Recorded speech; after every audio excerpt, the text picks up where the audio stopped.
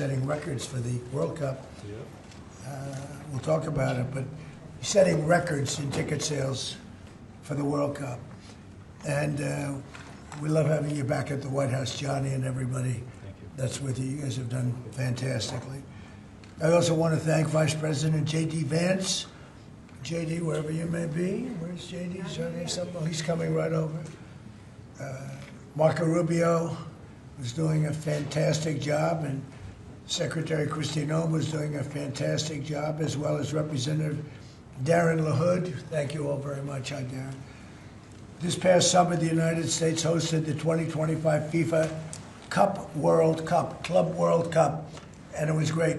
I actually went to a match, and it was amazing. That was a big success, too, wasn't it? It was sort of like a preview of what's to come. And now we're getting ready for an even bigger event next year as we host the official 2026 FIFA World Cup. That's the big one. The World Cup tournament. This will be a once-in-a-lifetime opportunity, even for our country, because frankly, this goes to countries, everybody wants it. I guess it's going all over the world. Do you know who's getting it the next time around? Who's getting it? Has that been selected? The next one will be Morocco, Spain, and Portugal. That's good. With 3 matches at the beginning in South America, Argentina, Uruguay, and Paraguay. And the one after will be Saudi Arabia in 2034. Wow, that's great. Yeah. Wow, that's great. Well, we have the king coming. Crown Prince is coming tomorrow. This will be a once-in-a-lifetime opportunity to showcase the greatness of American world-class athletic competition as we celebrate our nation's 250th year. The World Cup will also be an incredibly significant economic opportunity for countless American workers and businesses. It's expected to drive more than $30 billion, Johnny. I don't know about that. That sounds like a lot of money. No, that's true. Are you sure? 100%. How much does the country get out of that?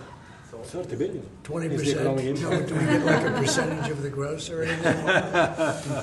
That's for negotiation. That's right. Yeah. And it's going to create nearly 200,000 jobs for America.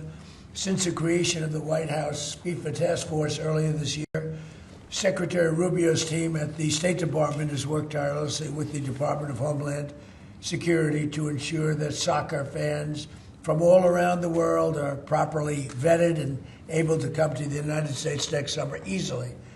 Before I took office, it would often take a year to get a travel visa, but because of the administration's hard work, now in more than 80% of the world, think of that, the wait time for a visa is 60 days or less. For those who intend to join us for the World Cup, I strongly encourage you to apply right away. And I want to thank FIFA Task Force and Secretary Rubio for the great job. Marco's doing a fantastic job in many ways, too. So I want to just thank you all for a great job. Marco, you're doing a great job. Beyond even this, we're also creating what we're calling the FIFA Prioritized Appointment Scheduling System. That's a hard one for most people to remember, but it's there nevertheless. And this will allow World Cup ticket holders with long wait times to opt with FIFA for a prioritized interview. And I've directed my administration to do everything within the power to make the 2026 World Cup an unprecedented success. I think it's going to be the greatest. And we are setting records on ticket sales. Nobody's ever really, and FIFA's never, if you look at the numbers, nobody's ever seen anything like the kind of numbers we're doing. The early ticket sales are through the roof, and much of it is even sold out.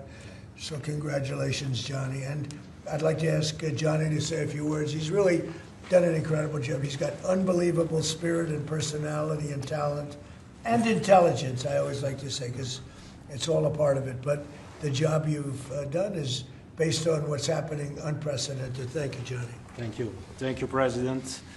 Thank you very much. I would like to start really by thanking you, Mr. President, Secretary Rubio, Secretary Noem, Andrew, your entire team for approving and making this very important announcement today. The FIFA Pass is being announced, the prioritized appointment scheduling system. That's the way people will remember it. So if you have a ticket for the World Cup, you can have a prioritized appointment to get your visa, because we said it the very first time we met, Mr. President, America welcomes the world. America will welcome the world here next year. We will have between 6 and 7 million tickets sold for the matches. We will have between 5 and 10 million people coming to America from all over the world to enjoy the World Cup. And with this FIFA pass, we can make sure that those who buy a ticket that are legitimate football fans or soccer fans, they can come and attend the World Cup in the best conditions, starting from getting their visa and then coming, of course, in the country to enjoy. You mentioned the economic impact, the 30 billion, 200,000 jobs, and this is just for the World Cup, and we will build on that to make soccer even greater here. You are the #1 country in the world, the United States of America, Mr. President.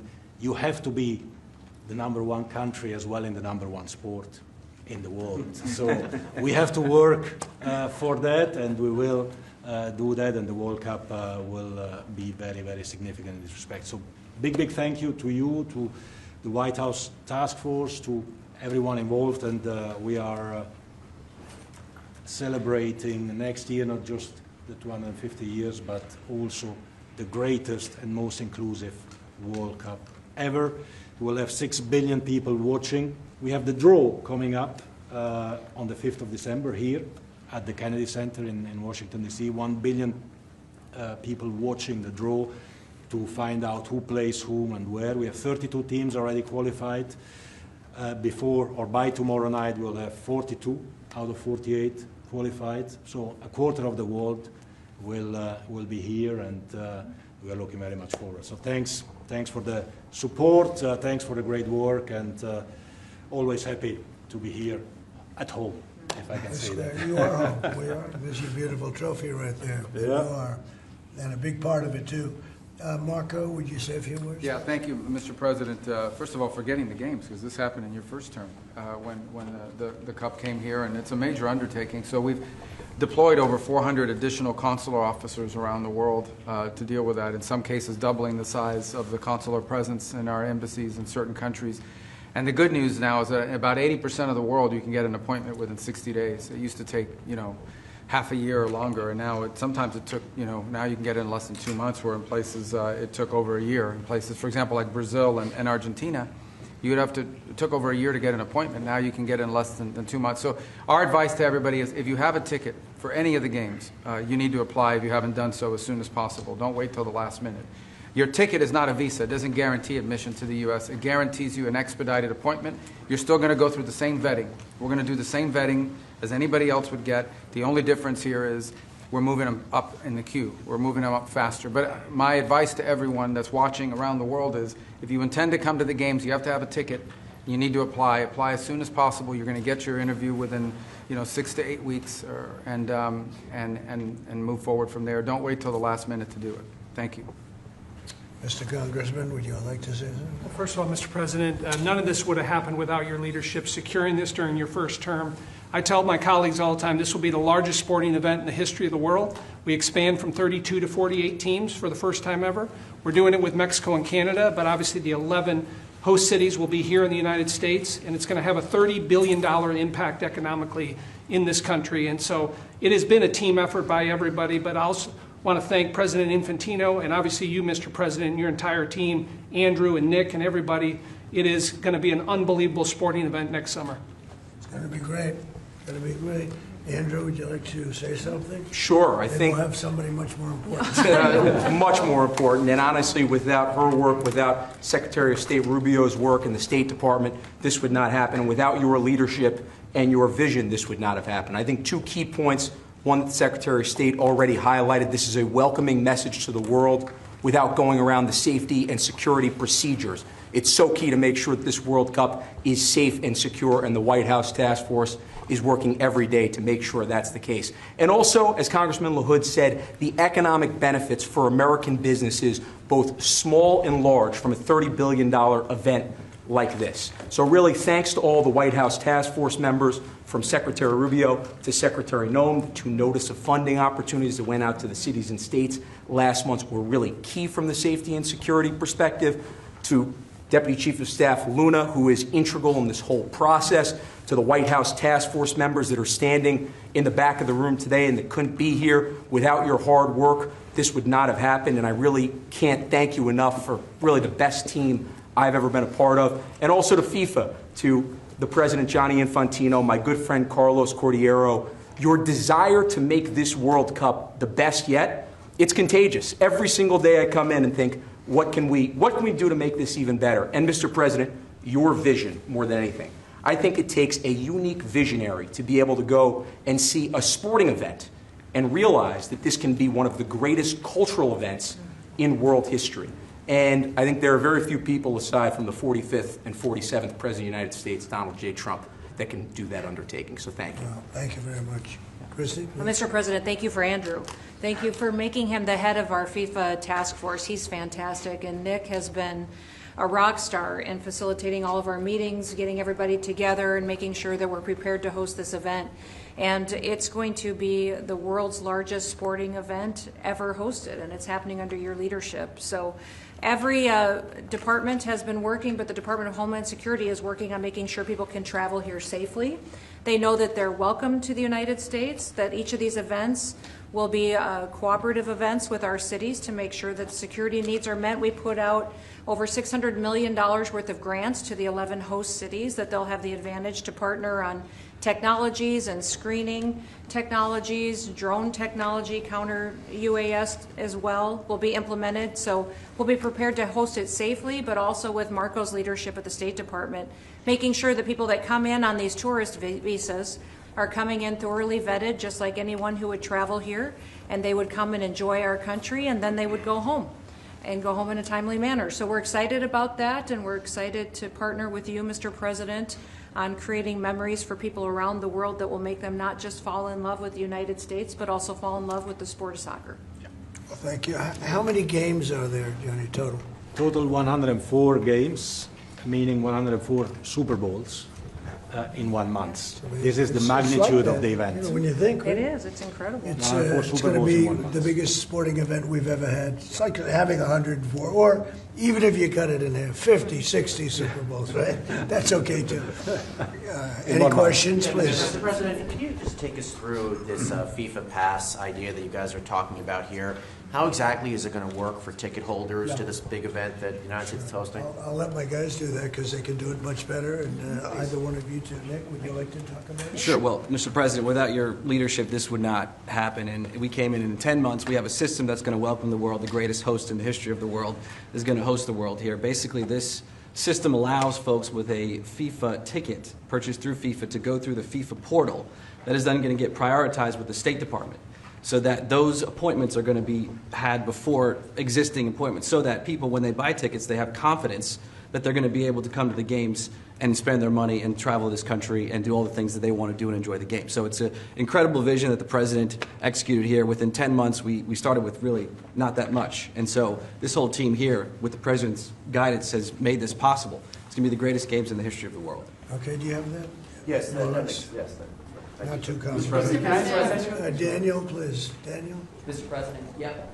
You were talking about the economic impact of this. Billions and billions of dollars. This builds on the framework and the groundwork that you've built already up for a major year in 2026. Deregulation, energy independence, tax cuts, historic amounts of private sector investments. What do you envision for the 2026 economy when this event comes to town next year, too, on top of everything else? Yeah, it's just a huge economic boon to this. You know, we had a little shutdown that was caused by the Democrats, and this will make up for it many times over, so that's good. But I think it's the importance of the event all over the world is watching. And it really is. It's like having, you know, many Super Bowls, actually. Each game is almost a Super Bowl. Some of them are, I guess you could say, bigger than Super Bowls. I guess when you get to the finals, it's of that level or more. Much more. Worldwide, I think it's got to be more. So that's great.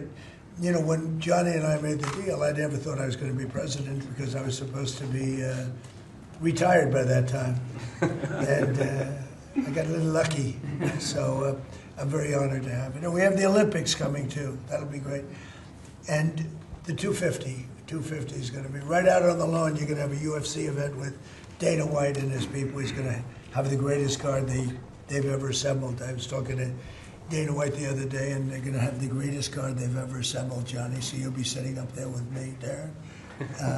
We'll be watching it. So right opposite the front door of the White House. It's going to be on June 14th. So it's really going to be an amazing period of time. But this is something very, very special.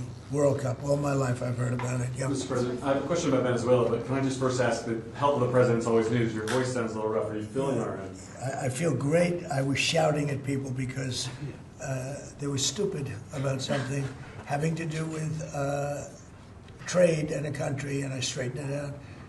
But I blew my stack at these people. Well, it sounds like there's a follow-up there, but can I ask you about Venezuela? You suggested... Sounds as the what? It sounds like there's a follow-up there, but can I ask you about I Venezuela? thought you said there was a polyp, and I said, I don't want to hear that. That's a whole other issue. Okay. You suggested you've made a decision about what you want to do next about Venezuela. I understand you don't want to tip your hand, but is there anything you're ready to rule out at this point? Are you ruling out U.S. troops on the ground? No, I don't rule out that. I don't rule out anything. We just have to take care of Venezuela. They dumped hundreds of thousands of people into our country from prisons. Nobody knows better than this young lady right here. She's done an incredible job with Tom Homan and all of your people. It's amazing. You know, we have a tight border right now. Nobody comes in. But we had millions of people pouring through. A year ago, we had millions of people pouring through our border. And many of them came from Venezuela, including Tren de Aragua, the gang. And I guess what I'm hearing, Christy, is that's as bad a gang as there is anywhere It's the in the worst. world. Absolutely, Is that actually? sir. Absolutely, they are the worst. I mean, they're worse than They're MS-13. killers. They massacre people. They cut them up into pieces and they bury them in their communities where they grew up. They're horrible people. And we had a lot of them, and many of them, most of them, pretty soon, most of them are going to be out. But they sent them in like we're a dumping ground. So I'm not in love with the people running Venezuela. I love Venezuela. I love the people of Venezuela. But what they've done to this country, and I really say this, what Biden and the Democrats have done to this country can never, ever be forgotten. You suggested Maduro wants to talk. Are you prepared to speak with him directly? Would you commit to doing that before you order strikes? Yeah, I probably would talk to him. Yeah, I talk to everybody. Mr. President, Go ahead, follow please. up on Garrett, was that what you were Please, referring go ahead. to? Was that India? Rebecca Zucco with Blaze News. So, in a recent interview, you had made some remarks about H-1B visas. You said about H-1B visas. Yeah. You said that there were certain talents that Americans needed to outsource to foreign workers. Could you clarify? Until they learn that, yeah. Like, for instance, if you're going to be making chips, we don't make chips too much here anymore, but we are going to be in a period of a year. We're going to have a big portion of the chip market. But we have to train our people how to make chips because we didn't do it. We used to do it, and then foolishly we lost that business to Taiwan. Very, very foolishly, because if they had a president that thought like I did, they would not have let that happen. But it's all coming back. I think we're going to have within a few years, we're going, and not because of the CHIPS Act. The CHIPS Act was a disaster for this country. We gave away billions of dollars to other countries and other locations and companies, and all they did was rob our money. But because of tariffs, the chips are coming back. Chip makers are all coming back. And I think within a very short period of time, we're going to have maybe even the majority of the chip making in the world will be right in the United States. Where it should have been all along. But because we had people that didn't believe in tariffs, they believed in them, but they didn't know how to use them, we would have had nobody leaving our country right now. And instead, you have almost 100% of the chips are made in Taiwan. It's so disgraceful. The good news is it's all coming back. Yeah, please. Mr. President, the Mr. gentleman President. in the back. Thank you, Mr. President. I wanted to just follow up on Venezuela. In these talks with Maduro, is there anything that he could say or do that would allow you to feel like he could stay with your support? Is there anything that he could say that you would be, okay, you can stay legally? It's hard to say that. You know, the question's a little bit tricky. I don't think it was meant to be tricky. It's just that, look, he's done tremendous damage to our country, primarily because of drugs, but really because we have that problem with other countries too. But more than any other country, the release of prisoners into our country has been a disaster. He's emptied his jails. Others have done that also. He has not been good to the United States. So we'll see what happens. At a certain period of time, I'll be talking to him. Mr. President, can I just follow up? You mentioned your voice and you were shouting about trade. Which country in particular upset you? Was it India? No, a country wanted to try and renegotiate the terms of their trade deal, and I wasn't happy about Or it. which country was it? People want to know. Why would I say that to you? Why would I can't believe it. Mr. President, on the World Cup, if you would, Seattle and the World Cup. The new mayor-elect of Seattle is a Democratic Socialist.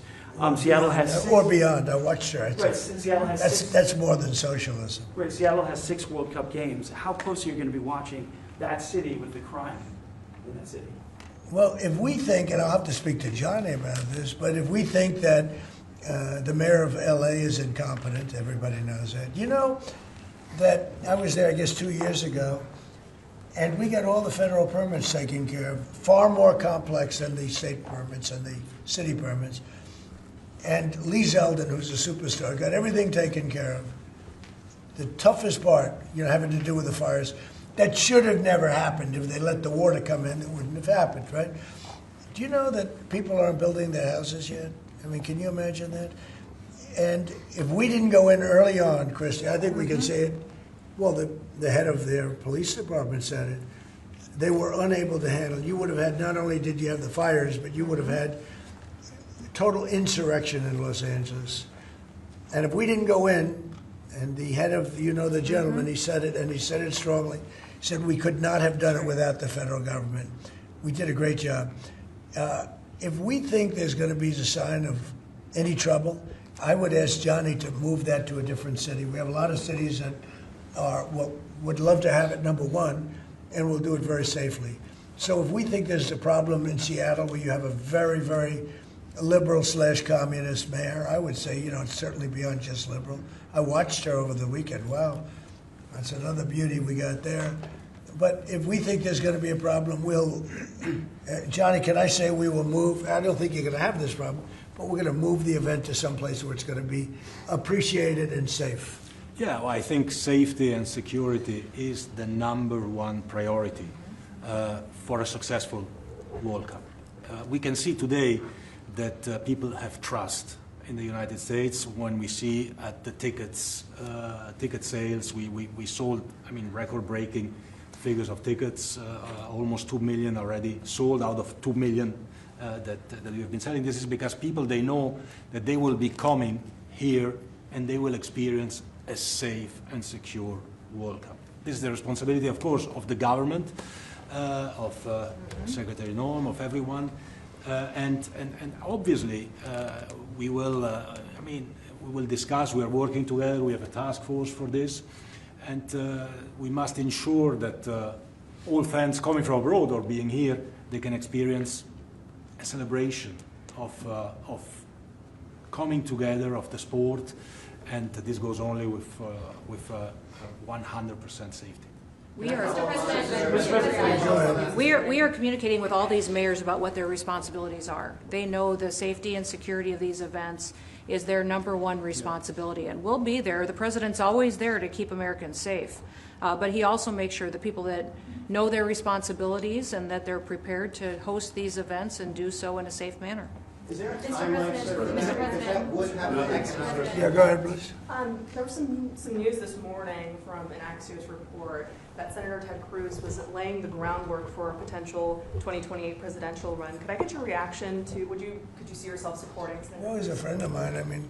I haven't spoken to him about it. It's a little early. It's 3¼ years. That's a long time. But he's a very good guy. He's a very good friend of mine. You remember we had quite a campaign against Ted, and it worked out quite nicely. Let's see, where are we? Oh, we're in the other one. But I'm not that surprised to hear that. Mr. President, Mr. President, on the tariff exemptions, you had some recently on a variety of different goods. I'm wondering, are you ruling out going forward no more exemptions on products? You were mentioning a disagreement you had earlier. So I'm We've wondering, taken in what do you think? hundreds of millions of dollars in tariff money. We're going to be issuing dividends later on. somewhere prior to, probably in the middle of next year, a little bit later than that, of thousands of dollars for individuals of moderate income, middle income. We're going to pay down debt. We have a lot of money from tariffs. If we didn't have tariffs, this nation would be in serious trouble. And we've taken in tremendous amounts of money. And you know what's more important than that? We've protected our businesses from being raided like we did with the chip business. Now we're bringing them all back. But we had 100% of the chip industry, and then they left. They went mostly to Taiwan and South Korea, but mostly Taiwan. And they have almost 100%. And we're going to have, within a short period of time, a big percentage of the chip business are coming back because of tariffs, because they don't want to pay the tariffs, because the tariffs will be very steep if they don't come back, and they've committed to come back. As you probably heard, Apple is now up to $700 billion. We have NVIDIA at $600 billion. We have tremendous amounts of money pouring in. Our country has become amazing again and really, really rich again. I will say this. We have a decision we're waiting for. It's a very big decision. The numbers that we've taken in, if you talk about investments, is trillions, not with a B, not with an M, millions, but trillions of dollars. I can't imagine having to give that money back on something that we're allowed to do. And the ones that are fighting us are countries, largely. They're back in countries that have been ripping us off for years, using tariffs to rip us off. And now we're able to defend ourselves. It really is a matter of national security, because economic security is national security. So I think you're going to see another thing happening. I think you'll see food prices. They've come down very substantially since Biden. But I think you're going to see food prices coming down very substantially. Saudi Arabia, tomorrow you're hosting Saudi Arabia. Are you planning to sell F-35s to Saudi Arabia? Yeah. And also, are you looking at doing a similar security agreement like you did with Qatar? Yeah, no, I am planning on doing that, yeah. You're going to They sell want to buy. F-35s? They've been a great ally. They've got to like us very much. Look at the Iran situation, what we did in terms of obliterating, we obliterated their nuclear capability. Yeah, I will say that we will be doing that. We'll be selling F-35s. Yeah. Mr. President, you clarified something you posted on Truth Social last night. You urged House Republicans to vote in favor of this Epstein release bill they're going to vote on tomorrow. I just want to be super clear on your position. Do you want to see that pass the Senate? Would you sign that bill if it gets to your desk? I do want to. Here's what I want. We have nothing to do with Epstein. The Democrats do. All of his friends were Democrats. You look at this Reid Hoffman, you look at Larry Summers, Bill Clinton, they went to his island all the time, and many others. They're all Democrats. All I want is for people to recognize the great job that I've done on pricing, on affordability, because we brought prices way down, but they're going way lower, on energy, on ending 8 wars, and another one coming pretty soon, I believe. We've done a great job. And I hate to see that deflect from the great job we've done. So I'm all for it. We've already given 50,000 pages. You do know that. Unfortunately, like with the Kennedy situation, with the Martin Luther King situation, not to put Jeffrey Epstein in the same category, but no matter what we give, it's never enough. With Kennedy, we gave everything, and it wasn't enough. With Martin Luther King, we gave everything, and it's never enough. We've already given, I believe the number is 50,000 pages. 50,000 pages. And it's just a Russia hoax as it pertains to the Republicans. Now, I believe that some of the people that we mentioned are being looked at very seriously for their relationship to Jeffrey Epstein. But they were with him all the time. I wasn't at all. And we'll see what happens. What I just don't want Epstein to do is detract from the great success of the Republican Party, including the fact that the Democrats are totally blamed for the shutdown. They cost our country hundreds of billions of dollars with that, at a lot of inconvenience. So I'm for I don't. They can do whatever they want. We'll give them everything. Sure, I would. Let the Senate look at it. Let anybody look at it. But don't talk about it too much because honestly, I don't want to take it away from us. It's really a Democrat problem. The Democrats were Epstein's friends, all of them. And it's a hoax. The whole thing is a hoax. And I don't want to take it away from really the greatness of what the Republican Party has accomplished over the last period of time. Yeah, Mr. President, on affordability, The shutdown is now over, and administration officials had said when the shutdown ends, they'll reevaluate the farmer relief. Now we have the deal with China. So is the administration still looking to dish out farmer relief now that the government is back open? Yeah, we want to. I'm always going to help our farmers. So are you still looking to do I would do relief? that. Yeah, if they need relief, we'll be there for them. We're going to always be for our farmers. So what are you waiting Yeah, for? please, in the back. Mr. President, just speaking of the economic impacts of FIFA and possibly moving to another city, some games if you feel there's crime, is there like a timeline that you would do that? Because these cities, there's sponsorships, there's economic impacts for these communities. Sure. Is there Well, you know, the governors are going to have to behave. The mayors are going to have to behave. You know, in the case of California, you have a problem.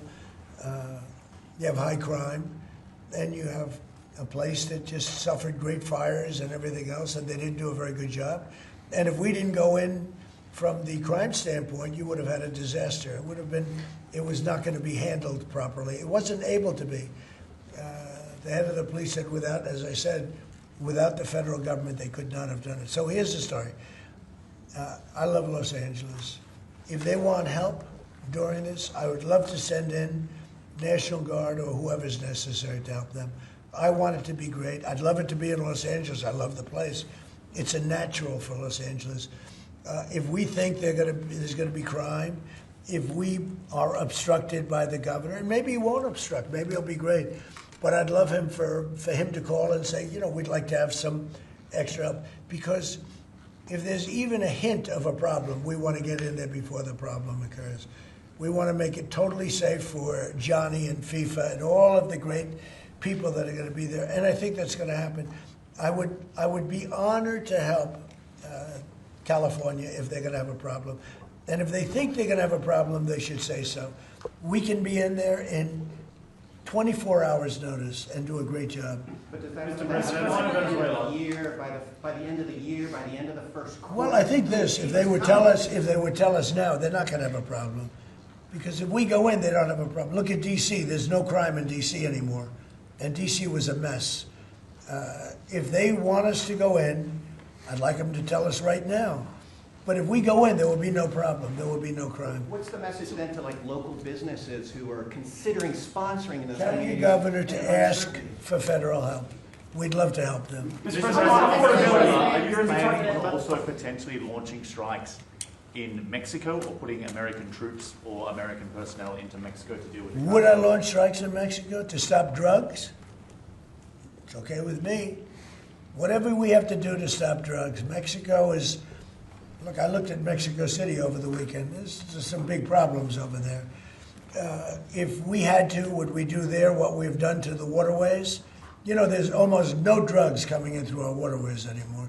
Isn't it down like 85%? It is, sir. I don't know who the 15% would be. Yep. It wouldn't be you. No, that's for sure. No, I think it's been, Tons and tons of you would say drugs. that's a big signal. Absolutely. We have almost no drugs coming into our country by the sea, by, you know, the waterways. And you know why, okay? I mean, it's pretty obvious. Would I do that on the land corridors? I would absolutely. Look, every boat we knock out, we save 25,000 American lives. Not to mention the destruction of families. These families are decimated forever. The mother, the father, the children, they never recover really from it. You know, when you lose somebody like the way they live, if you lose them, but the way they die is horrible. Is it something So when we knock out a boat and we save 25,000 lives, that's great. Now, do I feel the same way about the corridors that they use? We know every one of them. We have every one of those corridors under major surveillance. We have nobody coming in through our southern border.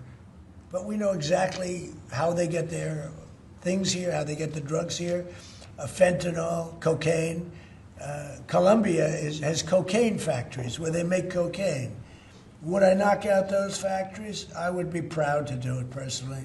I didn't say I'm doing it, but I would be proud to do it because we're going to save millions of lives by doing it. Would you only do it with Mexico's permission, though?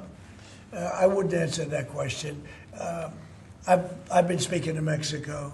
They know how I stand. We're losing hundreds of thousands of people to drugs. So now we've stopped the waterways, but we know every route. We know every route. We know the addresses of every drug lord. We know their address. We know their front door. We know everything about every one of them. They're killing our people. That's like a war. Would I do it? I'd be proud to. I'd probably go into Congress and say, hey, and you know what? The Democrats and the Republicans would both agree, unless they're crazy.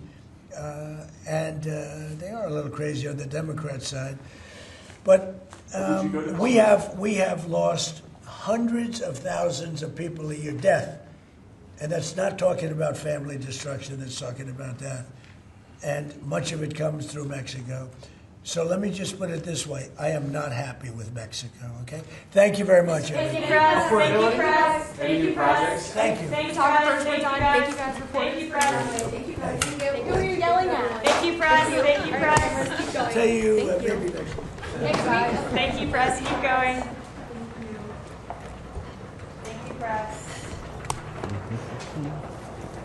That's us. We're press. What you get?